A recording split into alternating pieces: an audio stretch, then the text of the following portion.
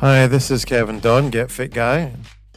Every week, I read different claims about fitness and look into them. Some of them are new, some are more time-honored ideas, but we have to treat all claims the same way, which is that we look at the evidence and then we put that evidence into a hierarchy of things that there are more evidence for at the top, things there are literally no evidence for at the bottom. Then we can decide what's true. Now, whilst this way of working still results in errors from time to time, if we assess the validity of claims being made, we can reduce the incidence of error. And, these kind of mistakes happen in fitness all the time. So that's why I like doing this podcast, to help uncover the truths.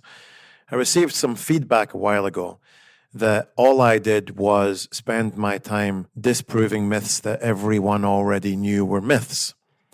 My question would be, if everyone already knows these things are fitness myths, then why are there millions of people still following the charlatans peddling these myths? So I'll just keep doing me, and if you don't enjoy that kind of content, never let it be said I'm forcing you to listen. What I will say, though, is if you enjoy the show and feel compelled to do so, please leave a review for me on whatever podcast platform you follow. As you can imagine, sometimes I get people who get all bent out of shape because I have a different opinion from them, and just accepting, that is reality. Instead, they leave a negative post, which is interesting. I do find it curious that people with negative things to say bring those things up more frequently than people who have positive things to say. Maybe one day I should look into the psychology of being negative. Anyway, this week, I want to take a couple of looks at natural ways that you could increase your performance and why they may work for you. The first is something that many of us might have knocking around in the kitchen cupboard. It is sodium bicarbonate, also known as baking soda. Now, when we train hard, our muscles produce some byproducts, some of which are acidic. Our body as a whole is generally slightly alkaline, although there are, of course, some very acidic parts of your body, like your stomach. But you may know two of these acidic byproducts. First is lactic acid, the other is carbonic acid. And I also want to clarify at this point that a lot of people talk about lactic acid buildup and so on. That's not a thing. It's actually lactate. So anyway, these byproducts increase the acidity in the working tissues, and then things like the mitochondria, which are the powerhouses of our cells, are super sensitive to these changes, and that negatively affects performance. The sodium bicarbonate can delay the onset of fatigue, which is what we call intracellular acidosis, because it assists the body in maintaining normal pH levels during exertion. In a study, Matson et al., 1993, the studies were showing that sodium bicarbonate supplementation enhanced athletic performance and reduced time to exhaustion by a mean amount of 27%. So it seems that science backs up the position baking soda aids athletic performance. So how should we be taking baking soda? Well, if I had a choice, it would be by eating cakes. But sadly, that's not going to work. So what you want to do, first of all, make sure that any baking soda you're using does not contain cornstarch, which many brands do. Second of all, you're going to dissolve it in some water, usually about a half liter of water. You're going to take 0.25 of a gram per kilo of body weight, which is about an eighth of a gram per pound of body weight. So a 200-pound athlete would be taking 25 grams dissolved in that half liter of water. You take it a maximum of 3 hours, a minimum of 1 hour before your training. Should be noted that many people experience gastrointestinal distress from consuming bicarbonate of soda. But there are some companies out there that make a topical gel, which claims to have the same efficacy and avoids the tummy upsets. There's no relevant studies on that topical application, so I can't say whether or not it's true that it works in the same way. So if you find that you cannot tolerate bicarbonate of soda by mouth, give the gel a go and let me know how it gets on.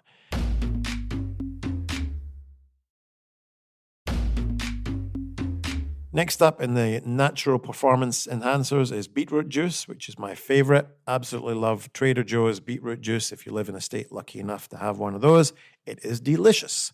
Beets are incredibly dense in nitrates, which metabolize in the body into nitric oxide, which dilates blood vessels. This aids in oxygen delivery because the blood vessels can deliver more blood when they're sort of wide open. And on the aesthetic side, you might also just be like me and enjoy when your forearm veins look like garden hose pipes. So, again, let's check out the science. Lansley et al., 2010, found that running on a treadmill to exhaustion, if you consumed 17 ounces of beetroot juice, it took 15% longer to get exhausted. Next is Chermak et al., 2012.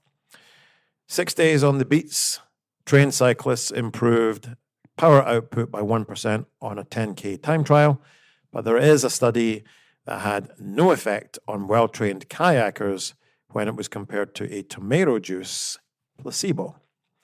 That said, most of the studies did find positive performance in athletes, especially those that are recreational.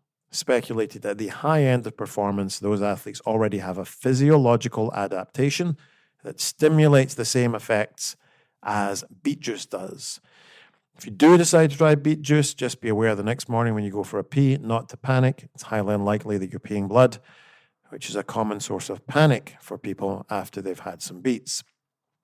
Finally, let's tackle a listener email. This one comes in from Lydia, who hails from parts unknown. Hello, Kevin. Would love your thoughts on this question. What are the pros and cons to resistance training with timed intervals? 40 seconds on, 20 seconds of rest, as opposed to counting reps. Thank you so much. Hi, Lydia. Well, the pros and cons to resistance training with timed intervals for which purpose?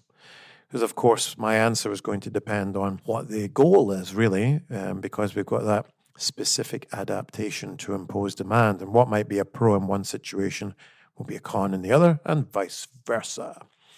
But if you're asking if there's pros and cons to 40 seconds on, 20 seconds off for strength training, the pros are none, and the con is you won't get stronger. By the way, I just want to add in here, for the person that emailed in to say that I am abrasive, I don't agree. I'm just matter of fact. I'm also British, and it's a well-known fact that many Americans cannot understand British humor because it's so dry. Anyway, let's assume that, Lydia, you mean getting stronger, since that's usually the reason people perform resistance training. The most important thing with getting stronger is lifting loads heavier than you can right now and increasing that load across time. It's called progressive overload. When we contract our muscles, like when we lift a weight, there's a cost. The cost is it uses up fuel that we have stored up. In order to do more reps, at some point you need to take a rest to replenish the fuel. The problem with interval training and strength is that in the first round, you will deplete a significant store of your fuel. So let's say you've got 100% of fuel available, and then you do 40 seconds of all-out reps. You might use, we'll just say an arbitrary number, 30% of available fuel. So now in round 2, you're trying to work maximal reps again in 40 seconds, but you've only got 70% of the fuel. And then in the next round, and the next round, and so on. So very, very quickly, you're going to run out of fuel, which means you don't have the ability to do any more reps, or if you want to keep doing reps, you have to decrease the load, which is the opposite of strength training, right? Don't get confused between strength and strength endurance. The most important thing with strength is doing heavy reps, doing them as quickly as you possibly can, and doing them with as little rest as you possibly can isn't relevant to strength. Rest, recover your fuel stores, do the heaviest reps you possibly can. So, interval training versus counting reps every time. Any questions, email me, getfitguy@quickanddirtytips.com. Get Fit Guy is a Quick and Dirty Tips podcast. Thanks to the team at Quick and Dirty Tips, Morgan Christensen, Holly Hutchins, Brandon Getchis, Davina Tomlin, and I am your host, Kevin Don. Send me a question, getfitguy, quickanddirtytips.com, or voice note me, 510-353-3104. Information about the show, visit quickanddirtytips.com or check out the show notes in your podcast app. Have a great week.